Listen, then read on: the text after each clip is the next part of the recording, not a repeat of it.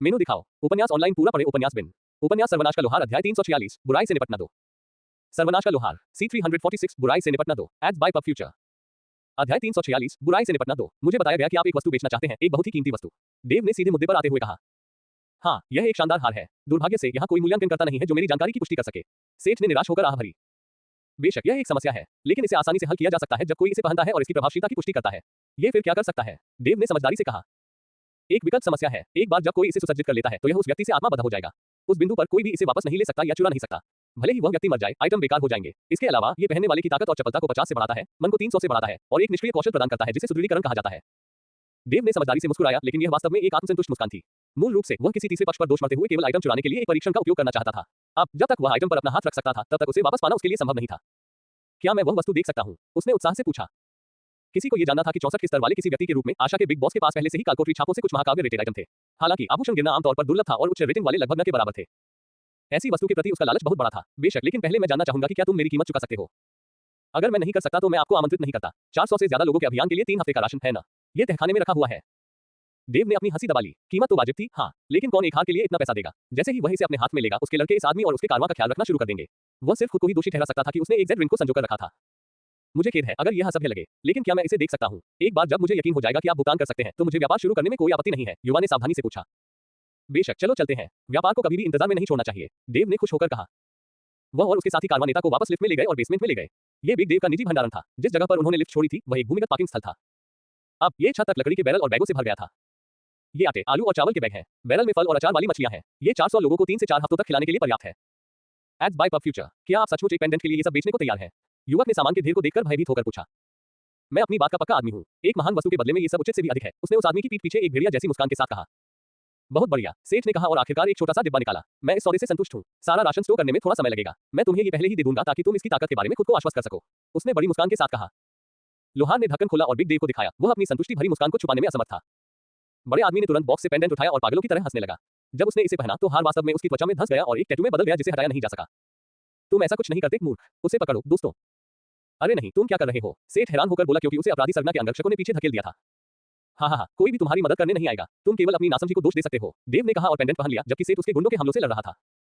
मैं इसे महसूस कर सकता हूँ। शक्ति, हाँ, देव ने कहा और हंसा। वह इतना हंसा कि सेठ सचमुच उलझन में पड़ गया। क्या वह हार को लेकर वाकई इतना खुश था? सेठ ने हार से ज्यादा बेहतर प्रदर्शन वाली कई दुर्लभ वस्तुएं बनाई थी। क्या देव सिर्फ मानसिक रूप से बीमार था? सेठ ने प्रतीक्षा करते हुए गार्डों के उसे वश में करने के व्यर्थ प्रयास को विफल कर दिया। जल्द ही उन्मादी हंसी हौंकने और घरघराहट में बदल गई। लोहार के चेहरे पर एक जानकार मुस्कान दिखाई दी। सन की अभिशाप को अपना नया मालिक मिल गया था।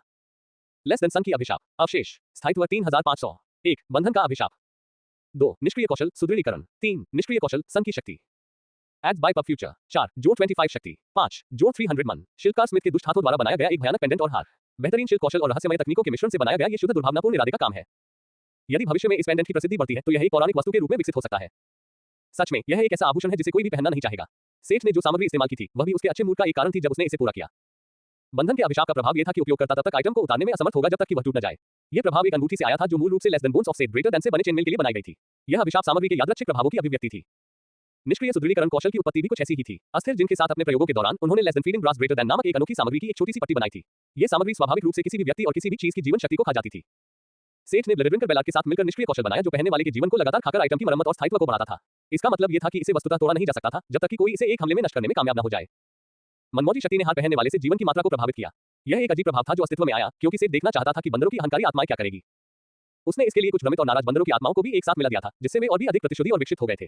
जितने अधिक जंगली और दुखी बंदर होंगे उनका जीवन उतना ही अधिक समाप्त हो जाएगा, जबकि यदि वे शांत होते तो ये कम हो जाता। एक वस्तु में घुसे हुए प्रतिशोधी बंदरों की आत्माओं को कैसे शांत किया जाए, ऐसा कुछ भी कौन जानता था? सेठ को नहीं पता था। सेठ ने ताकत में वृद्धि को शामिल किया ताकि पहनने वाला व्यक्ति ताकत में शुरुआती वृद्धि से मूर्ख बन जाए और तुरंत अपने जीवन को खत्म होते हुए न दिखे। यहाँ तक कि अगर किसी के पास उच्च स्वास्थ्य पुनर्जनन था तो सबसे अच्छा ये प्रभाव को रद्द कर देगा। सबसे अच्छी बात यह थी कि सभी प्रभाव एक दूसरे के पूरक थे और पहनने वाले को मार देते थे। किसी को अपनी जान बचाने के लिए आइटम को तोड़ना पड़ता था, लेकिन इससे बंदर परेशान हो जाते और आइटम और भी मजबूत हो जाता और भी अधिक जीवन को खत्म करके खुद को ठीक कर लेता। एकदम दुष्चक्र। ये देखकर कि वस्तु ने वैसा ही काम किया जैसा कि इरादा था, सेठ ने हमला करने वाले लोगों को रोकने में ज्यादा समय बर्बाद नहीं किया। फिर वह उनके मालिक के पास गया जो फिर से हार उतारने की पूरी कोशिश कर रहा था। तुमने मेरे साथ क्या किया है? देव, वह भारी भरकम आदमी जिससे सेठ को कुछ ही घंटे पहले मुलाकात हुई थी, वह पहले से ही बीमार और बुरा दिखने लगा था क्योंकि वह स्वास्थ्यवर्धक औषधियों को पानी की तरह पी रहा था। मैंने क्या किया है? सेठ ने उलझन में पलकें झपकाई। फिर उसने उसे एक बड़ी मुस्कान दिखाई। तुम सिर्फ अपनी नासमझी को दोष दे सकते हो, है ना? असल में तुमने वाकई एक अच्छा सौदा किया है। ये वस्तु वास्तव में अवशेष रेटेड है। यह एक महाकाव्य वस्तु से भी बेहतर है। उसने उसे बताया और फिर वह भंडारण की ओर मुड़ गया। सेठ ने शांतिपूर्वक अपने सामान में राशन जमा करना शुरू कर दिया जबकि देव अपनी नई वस्तु के खिलाफ निराशाजनक लड़ाई में अपनी जान बचाने के लिए संघर्ष कर रहा था। कम से कम गैंगस्टर ने झूठ नहीं बोला था। यहाँ कारवां को कुछ समय तक खिलाने के लिए पर्याप्त से अधिक सामान था। उसे जगह को साफ करने और सारा सामान स्टोर करने में कुछ समय लगा। इसने उसकी 10 इन्वेंट्री स्लॉट भर दी और सेठ वास्तव में खुश था कि उसके पास सिस्टम क्वेस्ट को इतनी बार पूरा करने के बाद पर्याप्त से अधिक था। जब उसका काम पूरा हो गया तो वह जाने के लिए मुड़ा। उसे आश्चर्य हुआ कि देव पहले ही एक सूखे बुरे आदमी में बदल चुका था। कृपया मुझे बचा लो, वह फुसफुसाया, मुश्किल से सेठ की ओर अपना हाथ बढ़ा पा रहा था। यह अजीब था। लोहार को यकीन था कि यह चीज इतनी मजबूत नहीं थी। देव जैसा बड़ा आदमी सिर्फ आधे घंटे में इतना कैसे बन गया? इससे पहले कि सेठ को उस आदमी की मदद करने से मना करने का मौका मिलता, वह आदमी मर गया। उसकी आंखें धुंधली हो गईं और हाथ ढीला पड़ गया। अंत में लाश धूल में मिल गई। सेठ रात को छूना नहीं चाहता था, लेकिन वह सन की अभिशाप और छोटे काले आइटम बॉक्स को बाहर निकालने में कामयाब रहा। आइटम बॉक्स में 200 सोने के सिक्के, 200 चांदी के सिक्के और कई हजार कांस्य सिक्के थे। यह आदमी बहुत अमीर था, जैसा कि आप किसी ऐसे व्यक्ति से उम्मीद करेंगे जो पूरे शहर से पैसे ऐंठ रहा हो। पैसे के अलावा वहां कुछ भी उल्लेखनीय नहीं था। कुछ सामान कारवां के सदस्यों में बांटा जा सकता था, लेकिन बस इतना ही। सबसे बड़ा आश्चर्य तब हुआ जब उसने हार की जांच की।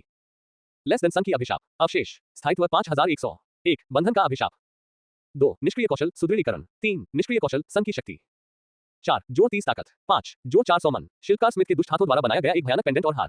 बेहतरीन शिल्प कौशल और रहस्यमय तकनीकों के मिश्रण से बनाया गया ये शुद्ध दुर्भावनापूर्ण इरादे का काम है। यदि भविष्य में इस पेंडेंट की प्रसिद्धि बढ़ती है तो यह एक पौराणिक वस्तु के रूप में विकसित हो सकता है। स्थायित्व में भारी वृद्धि हुई थी, लेकिन अजीब बात यह थी कि मन और अतिरिक्त शक्ति में वृद्धि हुई थी। आपने संभवतः पीतल को कम आंका है, अल ने टिप्पणी की। सेठ को जब एहसास हुआ कि इसका क्या मतलब है तो उसने जल्दी से हार को एक तरफ रख दिया। अगर उसने वाकई पीतल की ताकत का गलत अनुमान लगाया था तो यह हार उससे कहीं ज्यादा भयानक था जितना उसने शुरू में सोचा था। जैसे जैसे ये जीवन शक्ति को चूसता गया, इसने न केवल आइटम की स्थायित्व को मजबूत किया बल्कि इसके प्रभावों को भी मजबूत किया। इसमें जीवन की शक्ति भी शामिल थी, जीवन की शक्ति जो लगातार जीवन को खत्म करके मजबूत होती जाती थी। एड्स बाय पब फ्यूचर को फायदा नाम तक और अधिक अध्याय लाने में हमारी सहायता करें। संपर्क टॉस साइट में दान करें, मेनू दिखाओ। उपन्यास ऑनलाइन पूरा पढ़े। उपन्यास बिन उपन्यास सर्वनाश का लोहार अध्याय 347 बच्चों से भी बदतर। सर्वनाश का लोहार C347 बच्चों से भी बदतर। एड्स बाय पब फ्यूचर अध्याय 347 बच्चों से भी बदतर। सेठ ने हेड्स का हेलमेट पहना और भूमिगत गैराज से बाहर निकल गया, जिसमें केवल बेहोश गार्ड ही फर्श पर बचे थे। अदृश्य रहते हुए लिफ्ट का उपयोग करना संदिग्ध होता, इसलिए सेठ ने खुद को सीढ़ियों का उपयोग करने के लिए मजबूर पाया। जब वह लॉबी में पहुंचा तो वह एक पल के लिए झिझका, लेकिन उन्हें कोई छोटा सा उपहार न देने का फैसला किया। पिप इस चूहे के बिल को लेकर भावुक लग रहा था। अगर उसने गलती से शहर को जला दिया तो वह नाराज हो सकती थी। सराय में पहुंचकर उसने पाया कि चिमेरा नेता और उसके लोग जले हुए और बेजान शवों के झुंड से घिरे हुए हैं। क्या देव का यही मतलब था जब उसने कहा कि कोई भी उसकी मदद करने नहीं आएगा? कोई चोट लगी? कोई नहीं। लड़ाई एक मजाक थी, उसने नकारात्मक लहजे में कहा। ठीक है, हम आज रात कारवां में लौट रहे हैं। आज रात? ठीक ठीक कहूं तो अब रिचर्ड, हमारा काम यही खत्म हो गया है। क्या तुम्हें राशन मिल गया? हाँ, सभी को प्रस्थान के लिए तैयार करो। सेठ ने उन्हें जल्दी से वापस भेज दिया। उसके पेट में बेचैनी सी हो रही थी।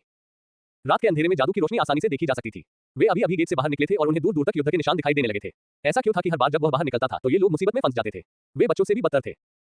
एड्स बाय पब फ्यूचर जब गार्ड ने उन्हें रोकने की कोशिश की तो ड्रैगन माइट ने उन्हें तुरंत खदेड़ दिया। अगर सेठ ने पफल्स को कारवां के साथ नहीं छोड़ा होता तो वे और भी तेजी से आगे बढ़ सकते थे, लेकिन जो कुछ हो रहा था उसे देखकर उसे खुशी हुई कि उसने उसे छोड़ दिया था। जैसे जैसे समूह करीब आता गया, बाकी लोग भी ये देखने में सक्षम हो गए कि उनके सहयोगी किससे लड़ रहे थे। सेठ ने गेट से जो दृश्य देखा था वो उसकी अपेक्षा से कहीं ज्यादा बुरा था, लेकिन उतना बुरा नहीं जितना हो सकता था।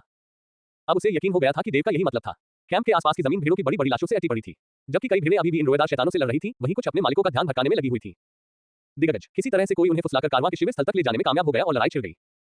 एल्जा, मार्सेल और आर्चर जैसे सबसे मजबूत साहसी लोग आधा दर्जन दलों में विभाजित हो गए थे जो उतने ही दिग्गजों से लड़ रहे थे। दूहो एक विशाल बाग में बदल गया था और दूसरे को विचलित कर रहा था। एक और दो दिग्गज दो विशाल बोआ को उसे गला घोंटकर मारने से रोकने में व्यस्त थे।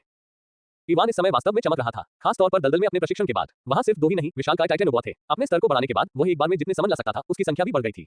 एक विशालकाय का गला घोटने के अलावा वह गैर लड़ाकों के एक बड़े हिस्से की रक्षा भी कर रहा था। बेशक उनमें से कोई भी पफल्स का मुकाबला नहीं कर सकता था। उसकी हत्याओं की संख्या पहले ही 3 हो चुकी थी। जमीन पर पड़े दिग्गजों की लाशें उड़ते हुए सेंटीपीड के उस नुकीले पैरों और दरांती जैसी भुजाओं से क्षत विक्षत हो गई थी। उनके शरीर में मुट्ठी के आकार के जले हुए छेद भी थे जो बंदूक के घावों की तरह उनके शरीर में घुस गए थे।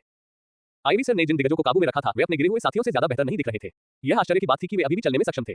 वे न केवल चल रहे थे बल्कि उन्होंने अपने हाथों और डंडों से हवा में से दुर्बल सेंटीपीड को मारने की कोशिश की। असफल रहे। समूह के आगमन के साथ फायर लांस और लाइटिंग स्ट्राइक दिग्गजों के खिलाफ लड़ाई में शामिल हो गए। पफल्स द्वारा उन्हें एक एक करके मारने के कारण उन्हें पहले से ही कारवां से लड़ने में मुश्किल हो रही थी। अब 2 और पावरहाउस और सेनानियों का एक समूह शामिल हो गया। लोकप्रिय धारणा के विपरीत दिग्गज मूर्ख नहीं थे। उनमें से सबसे बड़े ने जोर से चिल्लाया और उन्होंने अचानक लड़ना बंद कर दिया। वे अपने नेता के चारों ओर इकट्ठा होने के लिए दौड़े जो पफल्स के हमले से खूनी घावों से लथपथ था। कारवां सेना ने अपने विरोधियों के अचानक पीछे हटने से भ्रमित होकर अपनी कार्रवाई रोक दी। सतर्कता से उन्होंने दिग्गजों की हर हरकत पर नजर रखी। अचानक वे जमीन पर घुटनों के बल बैठ गए। नेता आगे बढ़ा और घुटनों के बल बैठ गया। बाकी लोगों ने भी उसका अनुसरण किया, यहां तक कि विशालकाय भीड़ों का आक्रामक झुंड भी पीछे हट गया। पफ, अभी उन पर हमला करना बंद करो। उसकी पुकार के साथ आईवे से उड़ गया और सुरुचिपूर्ण ढंग से कैंप ग्राउंड में उतरा। एड्स बाय पब फ्यूचर, सावधान रहो, इन लोगों की खाल बहुत मजबूत है। भले ही महान मैं उनसे लड़ सकता हूं, लेकिन तुम्हें कुछ समस्याएं हो सकती हैं, इविस ने गर्व से कहा। लेकिन ये स्पष्ट था कि यह सिर्फ उसका अहंकार बोल रहा था। यहां तक कि दुर्बल सेंटीपीड को भी दिग्गजों के समूह के खिलाफ कठिन समय का सामना करना पड़ा और अब वह काफी थका हुआ लग रहा था। सेठ, तुम अंततः वापस आ गए। मार्सेल ने लोहार का अभिवादन किया जब वह उसके पास आया। हाँ, क्या हुआ? मुझे सच में कुछ पता नहीं है। हम रात के लिए तैयार हो ही रहे थे कि अचानक भीड़ों का झुंड सुनामी की तरह हम पर टूट पड़ा। दिग्गज भीड़ों के पीछे पीछे चल रहे थे। यह अच्छा है कि आप इतने लंबे समय तक टिके रहे। कोई हताहत हुआ? कई लोग घायल हुए लेकिन कोई हताहत नहीं हुआ। सौभाग्य से पफल्स यही था, नहीं तो हम नष्ट हो सकते थे। सेठ ने सिर हिलाया और फिर यात्रियों की भीड़ से बाहर निकलकर घुटनों के बल बैठे विशालकाय व्यक्ति के सामने आ गया। उसके चेहरे का दाहिना हिस्सा अस्त व्यस्त था, लेकिन बाकी की आंख लोहार पर टिकी थी। क्या वह उम्मीद उसने विशालकाय व्यक्ति की आंखों में देखी थी? यह आदमी उसे देखकर वाकई खुश था। सेठ ने पूछा, तुमने मेरे कारवां पर हमला क्यों किया? वह बस अपने काम के लिए less than universal translation greater than पर निर्भर था। कुछ भीड़ें मर गईं। शहर के लोग कहते हैं कि तुमने भीड़ें मार दी। हम बदला लेने आए हैं, लेकिन तुम मजबूत हो, हमें खेद है, कृपया दया करो। उन्होंने झूठ बोला, हमने आपकी भीड़ों को नहीं छुआ। बड़े दुख के साथ दैत्य की निगाहें अपने मृत भाई और जानवरों पर घूम रही थी। हमें और भी अधिक खेद है, कृपया दया करें। उसने अपना माथा जमीन पर पटक दिया और उनकी जान की भीख मांगी। 35 से 40 मीटर के बीच के कुछ दिग्गजों को अपने सामने घुटने टेकते देखकर सेठ को अविश्वसनीय रूप से शक्तिशाली महसूस हुआ। यह उसे चौंका गया। विशाल सांप की सवारी से ज्यादा कूल क्या हो सकता है? दिग्गज, नहीं, इसे मिटा दो। जब सेठ ने युद्ध में एक विशालकाय के कंधे पर सवार होने की कल्पना की तो उसे यह विचार मूर्खतापूर्ण लगा। फिर भी इन लोगों को सहयोगी के रूप में पाना बहुत अच्छा हो सकता है। हमें इस पर कुछ देर चर्चा करने की जरूरत है। उसने विशालकाय व्यक्ति को प्रतीक्षा करने को कहा और भीड़ में वापस लौट गया। सेठ दुह, मासेल और अन्य नेताओं की ओर मुड़ा। वे दया की मांग कर रहे हैं। ऐसा लगता है कि यह हमला गलतफहमी की वजह से हुआ है। आपको क्या लगता है? उन्होंने इस लड़ाई में हमसे ज्यादा खोया है। मेरा मानना है कि उन पर दया दिखाना उचित होगा। माफी नहीं, बल्कि दया। दूह सबसे पहले बोलने वाला था। बाकी लोग कमोबेश समझदार बाघ आदमी से सहमत थे। अपनी छोटी सी बातचीत के बाद सेठ उस दानव के पास लौटा, जो अभी भी अपना माथा जमीन पर दबा रहा था। हम तुम्हारी जान बख्श देंगे। बदले में हम युद्ध के मैदान में मौजूद सभी लाशों को अपने साथ ले जाएंगे। और सेठ ने पीछे मुड़कर अपने पीछे खड़े लोगों की ओर देखा। पिप, यहाँ आओ। तुम्हें मेरे और इस लड़की के प्रति वफादारी की शपथ लेनी होगी। कुछ सालों में वो वापस आ जाएगी। उस समय तुम्हें उसके लक्ष्यों को पूरा करने के लिए उसके साथ काम करना होगा। डील? हाँ, दाता। उर्बॉक सहमत है। जनजाति दाता और छोटी महिला के साथ खड़ी होगी। विशालकाय नेता उर्बॉक ने राहत भरी आवाज में कहा। लोहार को इन लोगों को मिनास मार में रखना अच्छा लगता, लेकिन रसद बहुत ज्यादा थी। डेल्टा का रास्ता अभी भी लंबा था और वह दिग्गजों और उनके झुंड को खिलाने के बारे में चिंता नहीं करना चाहता था। उसने फैसला किया कि उन्हें बाद में इस्तेमाल के लिए यही छोड़ देना बेहतर होगा। सेठ को यकीन था कि जब पिप ने होप में मिनास मार का एक शाखा कार्यालय स्थापित करने का फैसला किया तो वे एक बड़ी मदद साबित होंगे। ये भविष्य की संभावनाओं में एक निवेश था। पिप अभी भी भ्रमित लग रहा था और यह समझने में असमर्थ था कि अभी क्या हुआ था। ठीक है सब लोग, मुझे पता है कि आप लोगों का समय बहुत खराब रहा होगा, लेकिन रात के लिए तैयार हो जाओ। हम कल निकलेंगे। सेठ के रोजमर्रा के कामों पर वापस लौटने की वजह से लोगों को आखिरकार एहसास हुआ कि संकट बस इसी तरह खत्म हो गया है। राहत की सांसें और जयकारे सुनाई देने लगे, इससे पहले कि लोग कैंपग्राउंड के पुनर्निर्माण और सफाई में लग जाते। भीड़ों को कारवां के राशन में शामिल कर लिया गया, लेकिन विशालकाय सेठ की सूची में शामिल हो गया। विशालकायों में जादू और शारीरिक हमले के प्रति प्राकृतिक प्रतिरोध होता है। उनकी खाल सबसे कठोर चमड़े में से एक थी जिसे कोई भी प्राप्त कर सकता था। ये ड्रैगन स्केल के डिस्काउंट संस्करण की तरह था। वह लूट से काफी खुश था। ये सिर्फ एक अफसोस की बात थी कि उसे इससे कोई आत्मा नहीं मिली। वो एक विशालकाय की आत्मा प्राप्त करना चाहता था, लेकिन वह शायद ही किसी ऐसे व्यक्ति को मार सकता था जिसने आत्मसमर्पण कर दिया हो, सिर्फ उसके लिए। उनके अनुसार ये दिग्गज इस तरह के व्यवहार के लायक नहीं थे। वे अपने तरीके से बहुत प्यारे थे। एड्स बाय पब फ्यूचर को फायदा नाम तक और अधिक अध्याय लाने में हमारी सहायता करें। संपर्क टॉस साइट मैप दान करें, मेनू दिखाओ। उपन्यास ऑनलाइन पूरा पढ़े। उपन्यास बिन। उपन्यास सर्वनाश का लोहार अध्याय 348 पीछे रहना। सर्वनाश का लोहार C348 पीछे रहना। पब फ्यूचर द्वारा विज्ञापन अध्याय 348 पीछे रहना। सुबह सुबह चिमिरा नेता नाश्ते के समय उनके पास आया। ओह लीडर, आपका अकेले मुझसे संपर्क करना दुर्लभ है। क्या हुआ? मैं एक जरूरी काम से आया हूँ, कृपया मुझे मेरे नाम से बुलाएं। नाम? तुमने आखिरकार फैसला कर लिया? सेठ ने आश्चर्य से पूछा। चूंकि चिमिरा को अपने पिछले जीवन की कोई याद नहीं थी, इसलिए जाहिर है कि उनका कोई नाम नहीं था। उन्होंने अपने नए नाम खुद चुने, लेकिन उनका नेता उन कुछ लोगों में से एक था जो अभी भी निर्णय लेने के लिए प्रतीक्षा कर रहे थे। अब तक? हाँ, कृपया मुझे अजुल कहें, उसने मुस्कुराते हुए कहा। बधाई हो अजुल, क्या यही महत्वपूर्ण बात थी? जब उसने स्वाभाविक रूप से उसका नाम लिया तो वह मुस्कुराई। नहीं, ऐसा नहीं है। मैं आपको ये बताने आया हूँ कि हमारे बहुत से लोग यहाँ रहना चाहेंगे। क्या आपको यकीन है? हाँ, जो लोग आपके साथ यात्रा कर रहे थे उन्होंने बाकी लोगों को बताया कि क्या हुआ था और शहर के बारे में बताया था। बहुत से लोग यही रहना चाहेंगे। सेठ के लिए यह एक आश्चर्य की बात थी, लेकिन पूरी तरह से अप्रत्याशित नहीं थी। अपनी यात्रा की शुरुआत में सेठ ने उम्मीद की थी कि वे होप में कई पूर्वदासों को छोड़ देंगे। उन्हें नहीं पता था कि उस समय ये जगह कितनी गंदगी भरी थी। एंजल्स के साथ जो हुआ उसके बाद बहुत कम आजाद गुलाम बचे थे जो यहाँ रह सकते थे। शहर को देखने के बाद लोहार ने भी उन्हें यहाँ छोड़ने का इरादा छोड़ दिया था। इन लोगों के पास व्यवस्था नहीं थी। गुलामों या लिनरी जैसे लोगों को सिस्टम में शामिल होने के लिए सिस्टम चर्च में जाने की जरूरत होगी, क्योंकि वे इसकी पहुंच से बाहर की दुनिया से आए थे। होप में कोई चर्च नहीं था। ये लोग शहर के इस लैंडफिल में असहाय होंगे। पब फ्यूचर द्वारा विज्ञापन। उन्होंने उम्मीद की थी कि लोग यहाँ रुकेंगे, लेकिन यह आश्चर्य की बात थी कि किसी ने इस जगह को प्रत्यक्ष देखने के बाद यहाँ रुकने का फैसला किया। दूसरी ओर शायद चिमिरा का जीवन यहाँ मानव समाज से बेहतर होगा। उसने जो देखा उससे पता चलता है कि वे अच्छे लोग थे, लेकिन थोड़े असभ्य। बड़े शहर में उन्हें परेशानी हो सकती है। होप जैसा शहर उनके लिए खिलने की जगह हो सकता है। क्या आप भी रुक रहे हैं? अजुल ने आश्चर्य से उसकी ओर देखा। नहीं, मैंने और कुछ अन्य लोगों ने कारवां में ही रहने और आपका अनुसरण करने का निर्णय लिया है। क्या आप वाकई उन्हें यही रहने देंगे? ऐसा नहीं है कि मैं उन्हें रोक सकता हूँ। मेरा मतलब है मैं रोक सकता हूँ, लेकिन मैं ऐसा क्यों करूंगा? मुझे बस खुशी है कि तुम मेरा अनुसरण करना चाहते हो, उसने मुस्कुराते हुए कहा। फिर भी मुझे उन लोगों से मिलने दो जो रुकना चाहते हैं। जाने से पहले मुझे उनसे बात करनी होगी। हाँ जरूर। वह उसे जिस व्यक्ति के पास ले गई वह चिमिरा समूह का दूसरा सबसे बड़ा नेता था। उनमें मतभेद था। एक पक्ष आगे की यात्रा नहीं करना चाहता था। जब उन्होंने सुना कि शहर कैसा है तो उन्हें लगा कि वे यहाँ बेहतर जीवन जिएंगे, बजाय इसके कि वे यहाँ घूमते रहें। उनकी राय सेठ के विचारों से मेल खाती थी। यह एक ऐसा माहौल था जहाँ ताकतवर लोग संघर्ष करते थे और यहाँ तक कि संवर्धित लोगों के साथ भी सामान्य व्यवहार किया जाता था। सेठ कारवां के सामान्य सदस्यों के साथ उतना शामिल नहीं था, लेकिन ऐसा लगता था कि चिमिरा ने दासों और योद्धाओं की नजर से मानव समाज के अपने उचित हिस्से का अनुभव किया था। यहाँ तक कि साहसी लोगों ने भी खुद को गौरव से नहीं ढक रखा था। जो लोग रहना चाहते थे वे थे जिन्हें मानवीय संपर्क के सबसे बुरे अनुभव हुए थे। सेठ उनके डर को नकार नहीं सकता था और वह ये गारंटी नहीं दे सकता था कि डेल्टा उनके साथ बेहतर व्यवहार करेगा। उपनेता उसके आगे बढ़ा। वह एक बहुत बड़ा मानव जैसा पुरुष था। उसका धड़ इंसान जैसा था और हाथ किसी गोरिल्ला जानवर जैसे थे। वह 2-30 इंच का था और आसानी से सेठ से ऊंचा था। उसकी ऊंचाई उसके लंबे पीछे की ओर मुड़े हुए पैरों से आती थी। फिर भी सेठ उसे अपने सामने आत्मविश्वास से काम लेने की कोशिश करते हुए कांपते हुए देख सकता था। सी कारवां नेता, क्या आप हमें रोकने आए हैं? पहले तो वह हकलाया, लेकिन बाकी वाक्य का अभ्यास अच्छी तरह से किया गया प्रतीत हुआ। नहीं, चिंता मत करो, मैं तुम्हारे कारण समझता हूँ। मैं बस तुमसे थोड़ी बातचीत करना चाहता था। पब फ्यूचर द्वारा विज्ञापन। चूंकि वह वही था जिसने चिमिरा को आजाद किया था, इसलिए वह उनके लिए कुछ हद तक जिम्मेदार महसूस करता था। इस वजह से वो उन्हें कुछ सलाह देना चाहता था। वह नहीं चाहता था कि वे आखिरकार मानवीय अत्याचारी बन जाएं।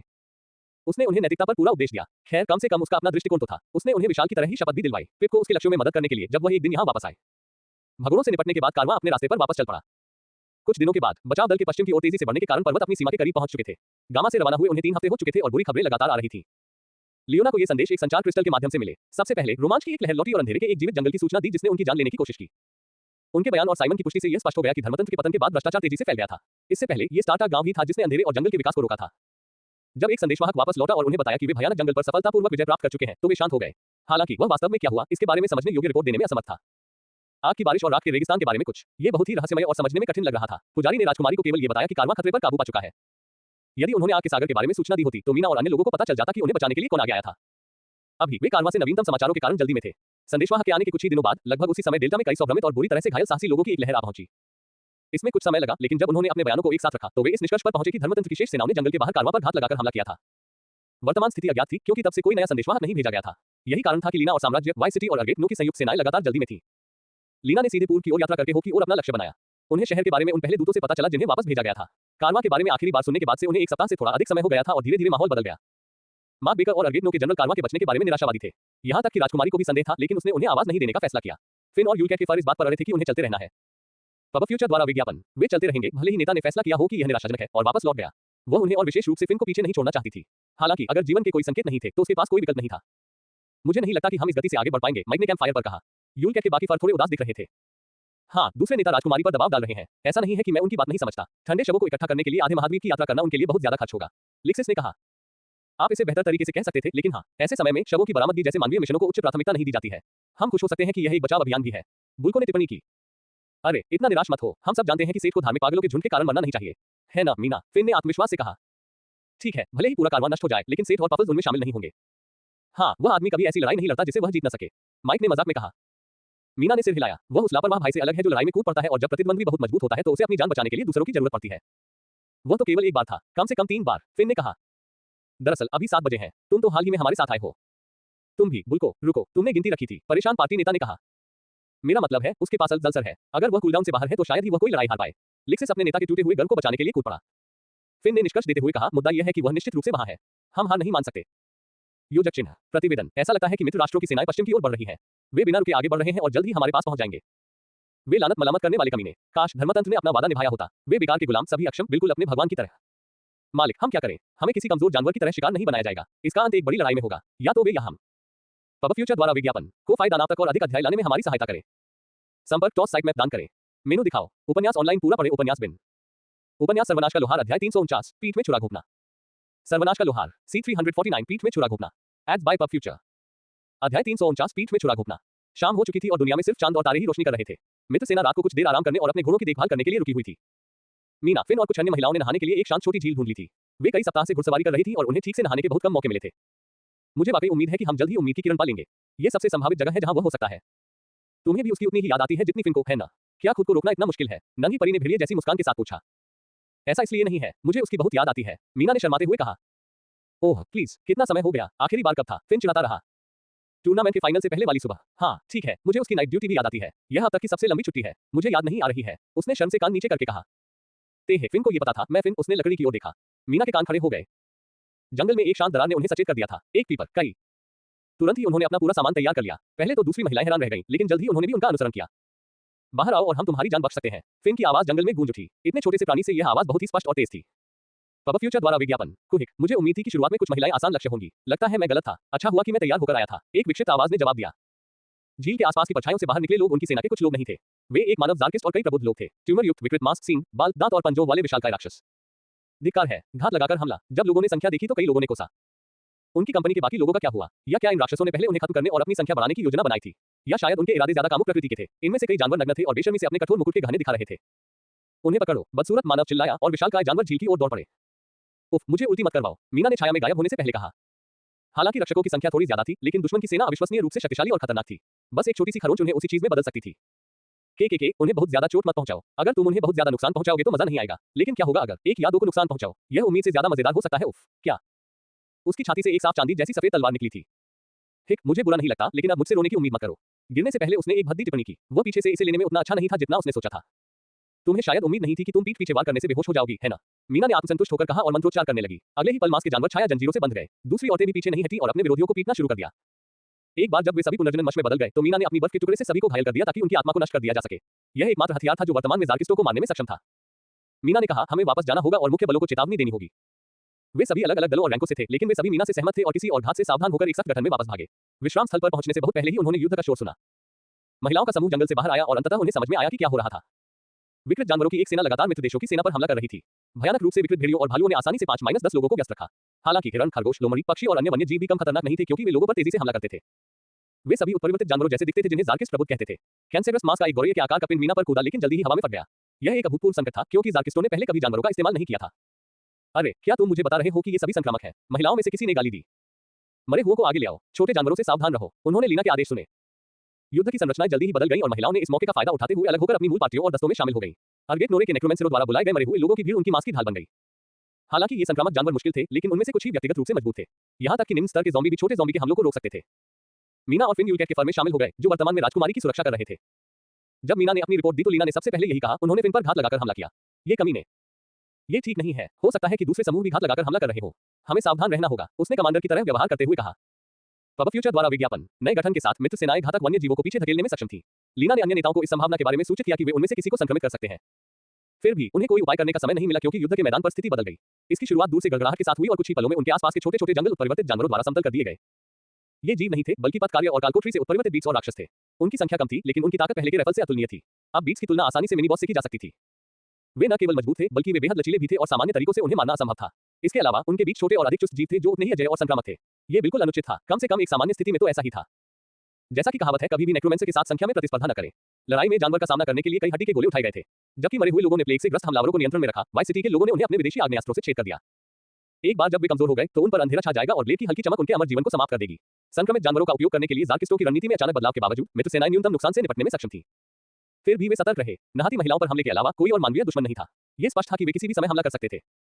स्थिति को स्थिर करने के बाद नेता अपना ध्यान अपने लोगों पर भी केंद्रित कर सकते थे, कहीं उनमें वास्तव में घुसपैठ तो नहीं हुई थी। एक एक करके विशालकाय जानवर गिर गए और यहाँ तक कि छोटे-छोटे शैतान भी नेक्रोमेंसरों की कड़ी मेहनत की बदौलत शांत हो गए। और फिर जब परिणाम स्पष्ट हो गया, ज़ार्किस्ट राक्षस अचानक भाग गए। ऐसा पहले कभी नहीं हुआ था। वे बस भाग गए, यहाँ तक कि उनके अपने लोगों में से भी हर गुट के लोग पागल हो गए और जंगल में भाग गए। क्या कुछ हुआ? क्या ये कोई चाल थी? सैनिक सावधानी से रुक गए। कोई भी उनके पीछे नहीं गया क्योंकि उन्हें नहीं पता था कि यह कोई जाल है। लेकिन जासूस भी भाग गए। आखिर क्या हो रहा था? 5 मिनट, 10 मिनट, 30 मिनट तक उन्होंने इंतजार किया, लेकिन कुछ नहीं हुआ। आखिरकार उन्होंने अपने लोगों की देखभाल और घायलों को अलग-थलग करना शुरू कर दिया। वे जादुई बीमारी फैलाने के लिए खुद को जोखिम में नहीं डाल सकते थे। जिन लोगों को कोई सीधा घाव नहीं हुआ था, वे ठीक थे, लेकिन जो जानवर के पंजे, दांत या किसी अन्य प्रत्यक्ष तरीके से घायल हुए थे, उनके संक्रमित होने की संभावना अधिक थी। कई लोगों ने वास्तव में अपनी जान लेने का फैसला किया और नेक्रोमेंसर से अपने शरीर को शुद्ध करवाया। 2 घंटे बाद भी वे पूरी तरह सतर्क थे, लेकिन फिलहाल आराम करने लगे थे। अरे, क्या तुमने वह देखा? किसी ने अचानक पुकारा। क्षितिज पर काले धुएं का एक स्तंभ आसमान में ऊंचा उठ रहा था। पब फ्यूचर द्वारा विज्ञापन को फायदा नाप तक और अधिक अध्याय लाने में हमारी सहायता करें। संपर्क टॉस साइट मैप दान करें। मेनू दिखाओ। उपन्यास ऑनलाइन पूरा पढ़ें। उपन्यास बिन। उपन्यास सर्वनाश का लोहार अध्याय 350 ज़ार्कॉन का चैंपियन। सर्वनाश का लोहार C350 ज़ार्कॉन का चैंपियन। पब फ्यूचर द्वारा विज्ञापन। अध्याय 350 ज़ार्कॉन का चैंपियन। 3 घंटे पहले इन अजीब राक्षसों का क्या हुआ? हाँ, वे घृणित है। टोही मिशन पर चिमेरा को कई खरगोश जानवरों का सामना करना पड़ा था। उनके विकृत शरीर मांसल विकास से ढके हुए थे। अगर वे अविश्वसनीय रूप से आक्रामक नहीं होते तो उन्हें उन बेचारे जानवरों के लिए बुरा लगता। एक मगरमच्छ के चमड़े से ढका हुआ आदमी था और उसका निचला शरीर मकड़ी जैसा था। दूसरा मछली के शल्कों से ढका हुआ था और उसकी भुजाएं तंतुमय थी। एक निष्पक्ष पर्यवेक्षक के लिए ये कहना मुश्किल होता कि राक्षस किस तरह थे। केवल दिखावट से ही अंदाजा लगाया जा सकता था। उन्हें इन बीमार जानवरों के लिए थोड़ा बुरा लगा, लेकिन दोनों चिमेराओं के लिए उन्हें त्वरित दयापूर्ण मौत देना आसान था। स्काउट्स ने कारवां में वापस लौटने पर इस अजीब मुठभेड़ की ईमानदारी से रिपोर्ट की। आधे चिमेरा के मारे जाने के साथ ही उन्होंने अपने लगभग 1/3 लड़ाकों को भी खो दिया था। अगर इन बेचारे जानवरों को वाकई कोई भयानक बीमारी हो गई थी तो उन्हें कमजोर पूर्व गुलामों की रक्षा करते समय सावधान रहने की जरूरत होगी। तुम्हें चोट तो नहीं लगी है ना? सेठ ने चिंतित होकर पूछा। बिल्कुल नहीं बॉस, हमें देखो, क्या यही कारण नहीं था कि हमें स्काउट के रूप में चुना गया था? क्रोकस स्पाइडर और फिस्टोपस ने अपनी उभरी हुई मांसपेशियों को कठोर शल्क और त्वचा से ढका हुआ दिखाया। ये सच था, ये दोनों न केवल ताकत में बल्कि रक्षा में भी आगे थे। क्या आप इन चीजों के बारे में कुछ जानते हैं बॉस? फिस्टोपस ने सहजता से पूछा। अरे, कुछ सम्मान दिखाओ। अज़ुल ने उन्हें डांटा। जब से उसने उनकी वफादारी स्वीकार की थी, तब से चिमेरा उसके बहुत करीब आ गए थे। दूसरी ओर ऐसा नहीं था कि सेठ को वास्तव में इससे कोई परेशानी थी। वह एक उदार व्यक्ति था बॉस। पब फ्यूचर द्वारा विज्ञापन। ज़ार्किस्ट, मार्सेल ने पूछा। हम शायद, क्या हम उन पर हमला करें? गिल्ड नेता ने चिंतित होकर पूछा। डेल्टा के आम लोगों के लिए ज़ार्किस्ट किसी हॉरर फिल्म के राक्षसों की तरह थे। एक ऐसे युग में जहां राक्षस पोर्टल और कालकोठरी से आक्रमण करते थे, ऐसे भयानक जीव थे जो उनके बीच रहते थे। वे आम लोगों के लिए पिशाचों से भी ज्यादा भयानक थे। एक छोटी सी खरोंच की वजह से वे एक ऐसे राक्षस बन गए जो सिर्फ अपनी कामों के छाव का पीछा करता था, अपने प्रियजनों को मारने या उनके साथ और भी बुरा करने का डर। यहाँ तक कि मार्सेल जैसा मजबूत व्यक्ति भी सावधान था क्योंकि यह अजीब संक्रमण कमजोर और मजबूत के बीच अंतर नहीं करता था। कोई भी ज़ार्किस्ट जैसा कुछ नहीं बनना चाहता था। चिंता मत करो, मैं पहले उनका पता लगा लूंगा। तुम लोग यहीं रुको। सेठ अपनी मुस्कान को मुश्किल से रोक पाया। दूसरे लोग उनसे डरते थे, सेठ उनसे प्यार करता था। ज़ार्किस्ट का एक समूह ढूंढना आत्माओं के एक समूह को जल्दी से जल्दी खेती करने का एक बढ़िया मौका होगा। लोहार ने हेड्स का हेलमेट तैयार किया और चिमेरा के निर्देशों का पालन किया। माँ, मैंने कुछ सोचा है। सेठ एक पल के लिए रुक गया जब इमोगी ने अचानक बोलना शुरू किया। उसे उससे बात किए हुए काफी समय हो गया था। वह इतना व्यस्त था कि उस छोटे बच्चे पर उतना ध्यान नहीं दे पाया जितना उसे चाहिए था। शायद वह अंतर्मुखी हो गया था। क्या है? सेठ ने मधुरता से पूछा। मुझे भी एक नाम चाहिए। एक नाम, सही है। सेठ ने कभी इमोगी को नाम देने के बारे में नहीं सोचा था। मोटा सांप पफल से इतना मिलता जुलता था कि उसने सोचा कि वह अपना नाम भी खुद ही चुन लेगा। हाँ, एक नाम, सभी काइमेरा का एक ही नाम होता है। अच्छा, तो फिर आप एक क्यों नहीं चुनते? चिमेरा ने उन्हें खुद ही चुना क्योंकि उनकी कोई माँ नहीं है। मेरी एक माँ है, तुम मेरी माँ हो, तुम्हें मेरा नाम रखना चाहिए, उसने आत्मविश्वास से मांग की। सेठ को अपने मन के पीछे लिच्छी हंसी सुनाई दे रही थी। सचमुच, अल उसे चिढ़ाने के लिए टेलीपैथी के माध्यम से मुंह हंसी प्रसारित कर रहा था। ए नाम, हाँ, माँ, मुझे सोचने दो। सेठ ने समय के लिए टाल दिया। ये भयानक था। उसे अपने नामकरण की समझ पर भरोसा नहीं था। उसे ज्यादा पसंद था कि पफल्स ने खुद को ये नाम दिया, बजाय सेठ के खराब नाम के। एक तरफ नाम को कूल होना चाहिए था, लेकिन दूसरी तरफ यह इतना भी तीखा नहीं होना चाहिए था कि जब वह इसे पुकारे तो लोगों को अजीब लगे। या फिर शायद उसे क्लासिक दृष्टिकोण अपनाना चाहिए। हाइडी के बारे में क्या ख्याल है? इमोगी का संक्षिप्त रूप। हंग, सांप की मुंह बनाने की आवाज सुनाई दे रही थी और सेठ आसानी से उसके असंतुष्ट भाव की कल्पना कर सकता था। पीएफ, हाँ, लिच ने अपना समय रोकने की जहमत नहीं उठाई। क्या आप मुझे एक अच्छा विकल्प चुनने के लिए कुछ और समय देंगे? ठीक है, अभी के लिए सुरक्षित। कारवां कुछ समय पहले ही विशाल मैदान को छोड़कर एक हल्के जंगल वाले क्षेत्र और एक छोटी पर्वत श्रृंखला के तल में प्रवेश कर चुका था। वह वर्तमान में एक घाटी की दिशा में पहाड़ पर चढ़ रहा था। पब फ्यूचर द्वारा विज्ञापन। सेठ को जल्द ही कुछ विकृत जानवर दिखाई दिए जिनके बारे में स्काउट्स ने बात की थी। सिर्फ कुछ ही नहीं, पूरा जंगल उनसे भरा हुआ था। वह जितना आगे गया वे उतने ही बड़े होते गए। वह मुश्किल से अपनी मुस्कान रोक पाया। दूसरों के लिए ये बदसूरत घिनौने छोटे जानवर एक दुर्लभ थे। इतना भयानक कि उन पर फिल्म बनाना भी मुश्किल था। सेठ के लिए वे वाकई बहुत प्यारे थे, क्योंकि उनमें से हर एक आत्मा थी जिसे वह आसानी से इकट्ठा कर सकता था। उसके पास पहले से ही एक योजना थी। वो उन सभी भ्रष्ट आत्माओं के साथ आत्मा व्यापार का उपयोग करेगा जिनका वह वैसे भी उपयोग नहीं कर सकता था, और एक ही बार में पूरी घाटी को खत्म कर देगा। उसने ऐसा तुरंत नहीं किया। इसका एकमात्र कारण ये था कि वह पहले स्थिति का अच्छा अंदाजा लगाना चाहता था। हालांकि उसे नहीं पता था कि उन्होंने मानवों के अलावा अन्य चीजों को कब संक्रमित करना शुरू किया, लेकिन ये हाल ही में हुआ बदलाव था। अन्यथा उसे इसके बारे में पहले ही पता चल जाता। इसका मतलब था कि इस जगह पर कहीं न कहीं वास्तविक जार्किस्ट थे जिन्होंने इन जानवरों को सबसे पहले संक्रमित किया था। ये वास्तव में कोई व्यक्तिगत मामला नहीं था, ये शुद्ध व्यवसाय था। पिछली बार जब उसने जार्किस्ट से लड़ाई की थी तो उनमें से ज्यादातर की आत्माएं मध्यम आकार की थी। बड़ी संख्या में जानवरों की आत्माएं होना अच्छा था, लेकिन आम जानवरों की आत्माएं आमतौर पर छोटी ही होती थी। उन्हें मिलाना एक झंझट था। कई बड़ी आत्माओं को अपने हाथों में लेने के बाद उसने बड़ी और रसीली आत्माओं के लिए स्वाद विकसित कर लिया था। छोटी आत्माओं के लिए उसकी प्रशंसा थोड़ी कम हो गई थी। घाटी का बेहतर दृश्य देखने के लिए सेठ एक बड़ी चट्टान पर चढ़ गया और उसने दूर से धुआं देखा। जब वह करीब आया तो उसे लगा कि यह एक तरह का सेना शिविर है। जबकि मानवरूपी जीवों की एक अराजक गंदगी जो बेतहाशा लड़ रही थी, दावत उड़ा रही थी और व्यभिचार कर रही थी, उसे एक सेना कहा जा सकता है। उन्होंने डीप वेब की गहराई में प्रतिबंधित की जाने वाली चीजों को अनदेखा करने की कोशिश की और इलाके को स्कैन किया। समाशोधन पर केवल एक चीज जो वास्तविक शिविर जैसी दिख रही थी, वह थी बड़ी संख्या में कैंप फायर और एक बड़ा आलीशान टेंट जिसके चारों ओर छोटे टेंटों का घेरा था। लोहार ने जल्दी से निष्कर्ष निकाला कि बड़ा वाला नेता का तंबू होना चाहिए। वह उत्साहित होने लगा, सिर्फ आत्माओं के झुंड की वजह से नहीं। पिछली बार जब वह ज़ारकॉन के अनुयायियों से मिला था तब से कुछ समय बीत चुका था और इस बीच उसका less than spirit capture greater than स्तर ऊपर हो गया था। अब वह आसानी से उन आत्मा के धागों को देख सकता था जो उनकी आत्माओं को नश्वर तल से बांधे हुए थे। उसे जो बात उत्साहित करती थी वह ये थी कि ये सभी धागे समाशोधन के केंद्र में स्थित इस बड़े तंबू तक ले जाते थे। बहुत से लोग केंद्र में स्थित बड़े तंबू में मिलने से पहले उसके आसपास के छोटे तंबू में मिलते थे। इसका क्या मतलब था? सेठ को कोई छोटा मोटा नेता या पुजारी नहीं मिला था। यह ज़ारकॉन का चैंपियन था और संभवतः उच्च पादरियों का एक समूह था। ज़ारकॉन का पूरा पादरी बीच में क्या कर रहा था? मैंने कभी नहीं सोचा था कि राजकुमारी इतनी सक्षम होगी। आपका क्या मतलब है? क्या ये स्पष्ट नहीं है? यह आदमी शायद तब भाग गया जब उसने देखा कि वह लड़ाई हार रहा है। हम क्या ये थोड़ा दूर की बात नहीं है? राजकुमारी अपनी अमरता कैसे हासिल करेगी? इतना घमंडी मत बनो। ऐसा नहीं है कि तुम दुनिया में अकेले व्यक्ति हो जो आत्माओं से निपट सकते हो, लिच ने डांटा। ठीक है, कोई फर्क नहीं पड़ता कि वह यहाँ क्यों है। यह एक अप्रत्याशित लाभ है। मैं ये देखने के लिए इंतजार नहीं कर सकता कि वह किस आत्मा को गिराता है। भगवान का चैंपियन होना कोई छोटी बात नहीं थी। सेठ ने स्वयंभू साहसी राजा के बारे में सोचा। ठीक है, यह शायद भगवान और चैंपियन पर निर्भर करता है। ज़ारकॉन के चुने हुए व्यक्ति जैसा कोई व्यक्ति शीर्ष स्तर का होना चाहिए। फिर भी उसकी आत्मा ईश्वरीय शक्ति से दूषित हो सकती है, जैसे कि धर्मतंत्र के पुजारियों की आत्मा जिसने उसके मूल्य को कम कर दिया। फिर भी कौन पैसे का एक गुच्छा नहीं उठाएगा सिर्फ इसलिए कि वह थोड़ा गंदा था, है ना? इस विचार के साथ वो इस सुपर खलनायक का सिर काटने से पहले उसे अच्छी तरह देखने के लिए शिविर में घुस गया। पब फ्यूचर द्वारा विज्ञापन को फायदा नाप तक और अधिक अध्याय लाने में हमारी सहायता करें। संपर्क टॉस साइट मैप दान करें।